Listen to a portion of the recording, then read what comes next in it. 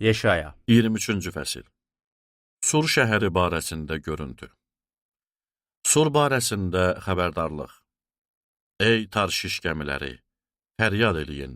Çünki Sur şəhəri evləri ilə, limanları ilə birlikdə dağıldı. Kittim torpağından onlara xəbər gəldi. Ey sahil sakinləri, dənizçilərin sayəsində varlanan Sidon tacirləri, susun. Şixorun taxılı, Nilin məhsulu, dəniz yolundan gələn gəliriniz idi. Bütün şəhər millətlərin alver yeri idi. Utan, ey Sidon, dəniz sahilində yerləşən qala.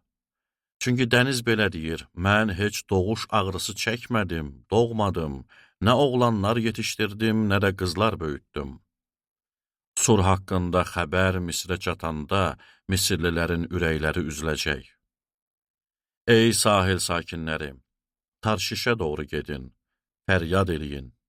Uzaq ölkələri müstəmləkə eləmiş, əylənib keflənən sakinləri olan qədim şəhər bu imiş.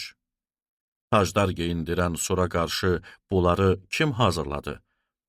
Axı bu şəhərin tacirləri şahzadə idi, ticarətçiləri dünyanın ən hörmətli adamları idi. Ordular Rəbbi bunu hazırladı ki, hər cür gözəlliyin qürurunu qırsın, yer üzünün hörmətli adamlarını utandırsın. Ey Tarşiş qızı, öz torpaqlarından Nil kimi keç, artıq maneçilik yoxdur. Rəbb dənizin üzərinə əlini uzatdı, padşahlıqları titrətdi, Kənanın istehkamlarının dağılması haqqında əmr verdi. Onda Rəbb dedi, ey zorlanmış bakirə Sidon qızı, sən bir daha sevinməyəcəksən.